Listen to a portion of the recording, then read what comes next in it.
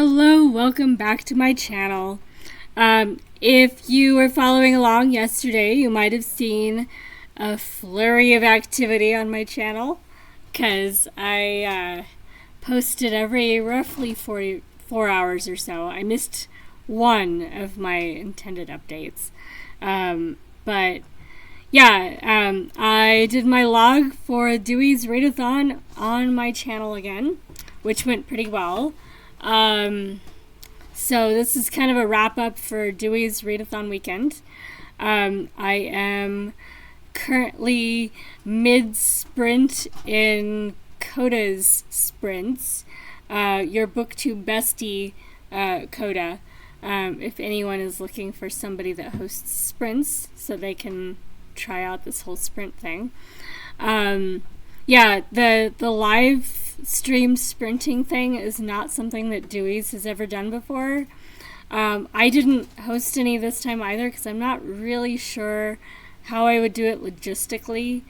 Because Dewey's readathon sprints are hours 1, 4, 8, 12, 16, 20, and 24. And they last for an hour. And basically it's like everybody participating in Dewey's readathon synchronizes into a reading sprint around the planet on those hours. So it's really cool. And I'm not sure if the logistics of that would conform nicely to live sprints. So we'll see if that ever happens. Possibly not. I could see it where, like, if at some point I hand the reins off to somebody else and just do 1 or 2 platforms instead of the whole readathon, I could see expanding YouTube to include like a continuous live stream, like 12 hours basically, and then just go into sprint during the scheduled hourly sprints no matter what we're doing, that kind of thing. But I'm not really sure still. That's something that I'll have to think about, and yeah. But certainly the Dewey's participants between now and the next readathon should check out live reading sprints on YouTube because it's really fun. Anyway, so I am working on finishing Killing Reagan by Bill O'Reilly during the sprints at Coda's channel. That is the last book I was finishing during the readathon, and I got to 60%, but and I posted a question about circadian reading schedules and like when you read best during the day on the Goodreads discussions for Dewey's, because I was starting to think about, I wonder if I'm going to notice, and my biological clock says it is bedtime around 3 to 4 o'clock in the morning. I am an extreme night owl. Biologically, with getting sunlight during the day and everything, whether I take caffeine or not, bedtime is between 3 and 4 o'clock in the morning. So, sure enough, I was good for hours 20, 21, 22. I was getting a little tired by 22, but that was partly just I was up since 5 o'clock in the morning. Not really like flipping a switch and it's bedtime. By hour 23, the end of 23, I was falling asleep. Not quite, but I could feel it. And then hour 24, that is the one lapse where I might have accidentally been late posting the last reading sprint. Not that most people in the Western Hemisphere noticed because they were asleep, but still. Oops. Because, yeah, I wasn't exactly asleep. I was still hearing my audiobook.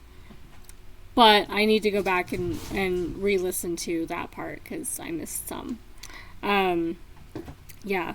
And it was like a switch flipped. Even though I'd been up way past normal bedtime for getting up at 5 o'clock. So I thought that was fun. So anyway, yeah, I made it through all 24 hours. The last hour was tricky. but I did make it all the way to 6 o'clock in the morning my time, which was the cutoff. I'm in Mountain Time, so 8 a.m. Eastern Time, 6 a.m. Mountain Time. So that was fun. I finished 4 books and made significant progress in that 5th book, which I will finish tonight.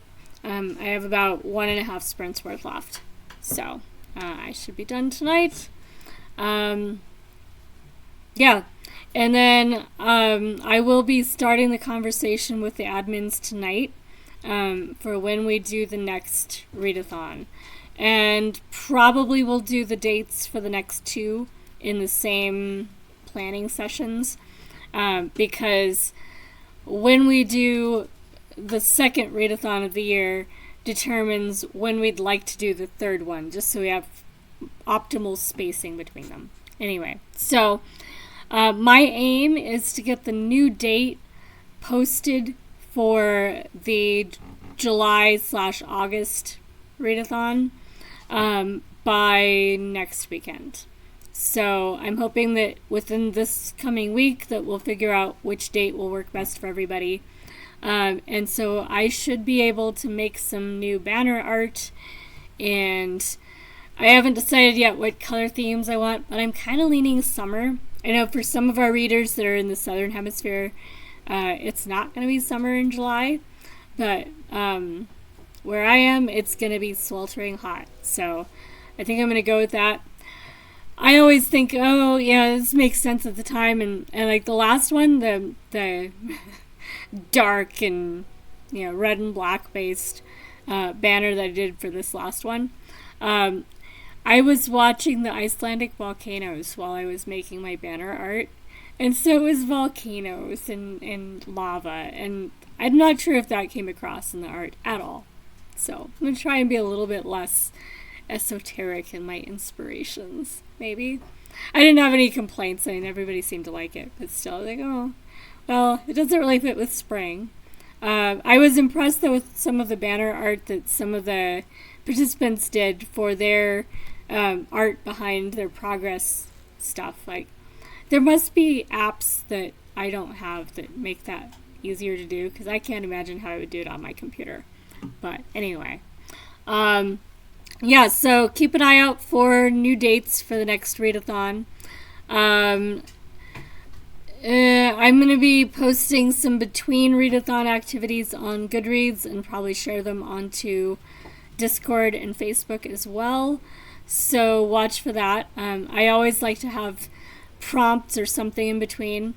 And I'm going to be trying to feature some of the stuff that I'm participating in more. Because next month in May, I'm going to be participating in 2 readathons that are month-long.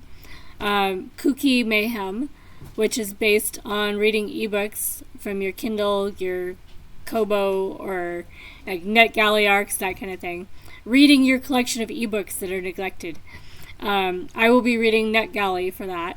I also will be one of the, what are we calling it, producers, one of the people that does like moderation and kind of support stuff for that, and might be doing some substituting if there's last minute need for sprints. Those of you guys who've been on my channel the last couple weeks might have noticed I did 3 whole sprint sets, out of which 1 the audio didn't work halfway through, and I don't trust the setup for, like, if it's StreamYard, I know people exit and come back and then they can just close out the one that wasn't working. I'm not sure with Streamlabs if that would fix it. So I'm going to have to play around with it a little bit in the evenings and see if I can figure out how to troubleshoot things with Streamlabs. Because that's what I've got. But anyway, so I'll be doing some substitute sprinting maybe if there's a need for it. And if it's, somebody had to drop out and there's going to be a gap in the sprint train, then oh no, somebody needs to cover. At that point, what I can do is better than nothing. But I'm not kidding anybody about my sprinting abilities right now. I'm still not tech savvy enough to make what everybody else is doing work on my computer with my software. So anyway, so that's Cookie Mayhem. The sprint thing is important because Nicole at Dusty Book Sniffers, she's the host for the Cookie Mayhem read-a-thon, and she's gathered up enough hosts to do 24/7 live reading sprints the entire month of May. This will be very exciting. We did this in November, and it worked really amazingly, and they've got more people now, so it should be easier to make it work. Yeah, so that's really exciting. Should be fun. And then the other readathon that I'm participating in is Escape the Readathon. And this one I will put information about in the description because I'm not going to trust my memory to say much about it. I am in the mediums, team mediums. And I need to go through the what we get extra points for kind of stuff and see if what I know about and what I need to know about and all that stuff. Because I need to make my TBR in the next few days. What I'm reading the next, let's see, it's the 27th, 28th, 29th, 30th. So the next 3 days plus tonight, I have a stack. Of course I have a stack. Yes. Although, of course, is not always of course, because I did not have a TBR stack for Dewey's this time. I know, who am I and who kidnapped the real Jamie? But so I have a stack. Here's the first half. So there's the first half. And then the second half. And I'm doing them in halves because I put the small books right in the middle, of course. So I have a few books. Nancy Pickard, No Body. And The Ninth Netsuke by James Melville. These are ones I read already this year, and I don't remember anything. And I may have just been in a bad mood for murder mysteries when I read them, because it didn't make any sense why I would not have liked them. So I'm going to try them again. I may or may not log them as anything. I may just read them without putting them on Goodreads, just so that I can finish them. I have The Soft Voice of the Serpent that I was rereading some of at the end of last year and never really got back to it. Because I read this one also really fast and there were a lot of things that ran together.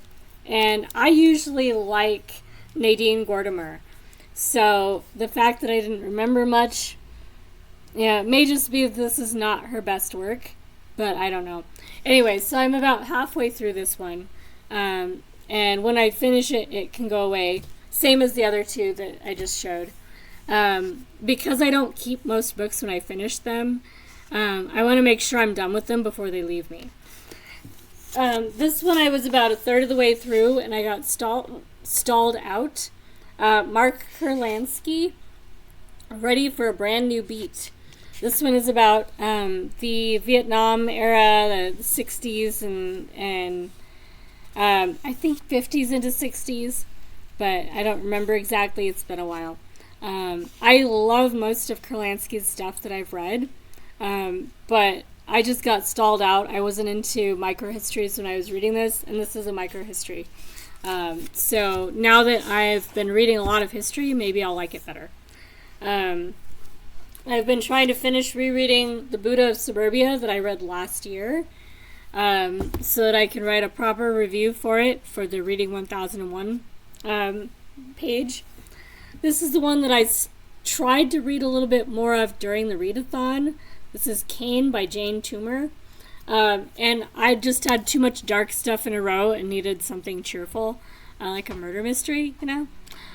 So I'll get back to Cain, which is set in the Deep South, set in the setting of slavery in the Deep South. I know, that's a lot of settings. Anyway, this one I might finish tonight or tomorrow. This is Civil Wars, A History and Ideas by David Armitage. I've been really enjoying this one. It is one that belongs to the bookstore that I'm just reading it so I can blurb it and put it back on the shelf. This one I've not started yet, so it's lower down on my priorities. I have her newer book, The Unworthy. This is Agustina Basterica. She is a Basque author, which is unusual. I had a chemistry partner in high school who was Basque as an international student. So I always notice when I come across Basque stuff. So this one I may allow to go into probably June if I don't read it now. But because I'm going to be doing The Unworthy as an audiobook, I might, if I really like that one, also do this book. We'll see. I keep trying to get back to the Ministry of Time. It's the one book that I started and did not finish for the Women's Prize for Fiction reading. And the bookmark is not very far in. It's like 20 pages. So I need to read it. It may end up being a June book. I was going to reread Sea Road by Ursula K. Le Guin, another one where I expected to like it more than I remember liking it, and I'm not sure why I didn't. And I think I read it maybe February or March last year. So I want to see if I remember enough of it or not before I get rid of it. Sweet Française by Irene Nemirovsky. This one I read fairly quickly, trying to finish it in time to officially be done with it when I needed to for points.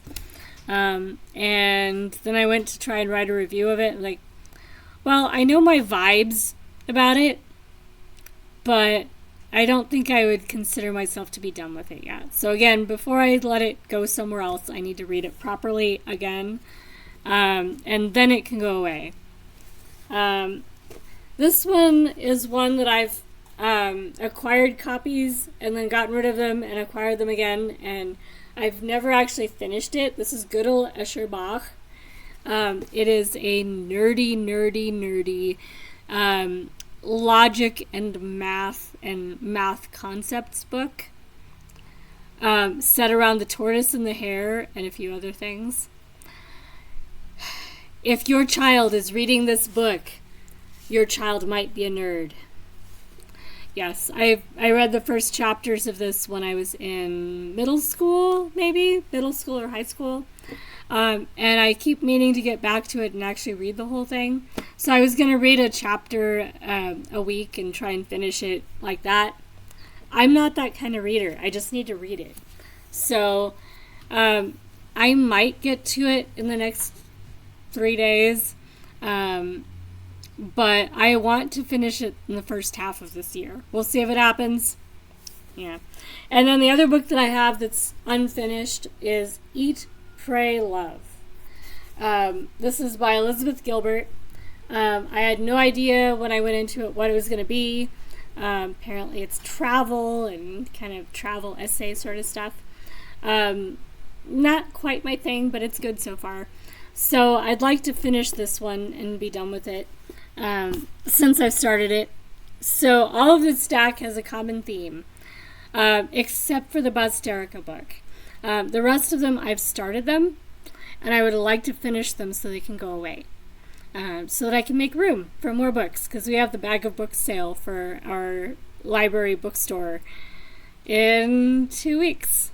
And I work there now. What is the likelihood I'm not going to acquire a lot of new books? Yeah.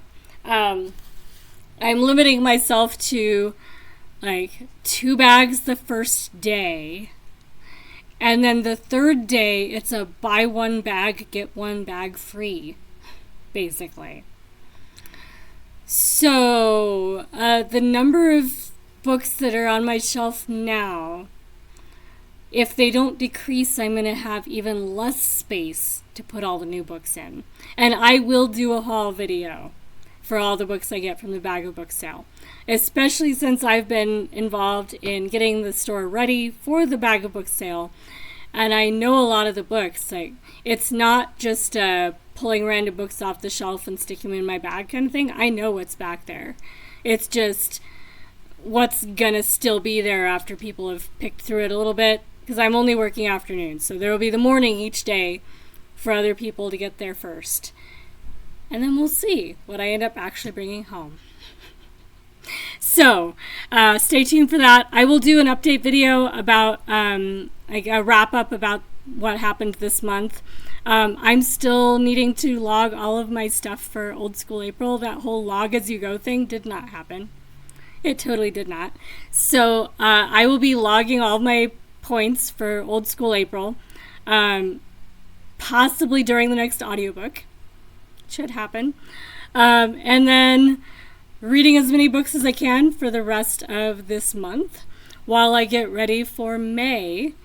And yeah, if you haven't joined Kooky Mayhem or Escape the Readathon yet, and those sound cool, I will put the links into the description so you can check those out. You totally should. If you want to be on my team for Escape the Readathon, that would be the Mediums. And I don't remember if we're the smaller team. I know we're not the biggest team. But yeah, if you want to join my team, you should. And I say my team only because I'm on it. I'm not a host or anything for that readathon. But I love the ultra competitive readathons. So, anyway, I'm going to sign off so that I can get a little bit more of my audiobook done before the sprint officially is over. And yeah, I may be on Jessica this Kiwi on her sprints tomorrow. By the time you see this, it may no longer be tomorrow, Monday, because I would like to get a little bit more familiar with StreamYard as a sprint host and what it looks like and how they make it work. In case I want to use StreamYard if I need to fill in for somebody. So she has offered that I can be a guest on her sprints, and we might walk through some stuff so I can get a little bit more familiarity with what she's doing as the person hosting those sprints. So assuming that works this time, you might see me over there, and otherwise you'll see me around for sure. There will be many videos this week because it's end of a month, the beginning of the next one, and probably more kittens will show up in my videos. So we'll see. Talk to you later, guys. Happy reading. Thanks to everybody involved in the Dewey's readathon. It went really well, and I hope we have just as great a readathon in a couple months for the next one. Bye, guys.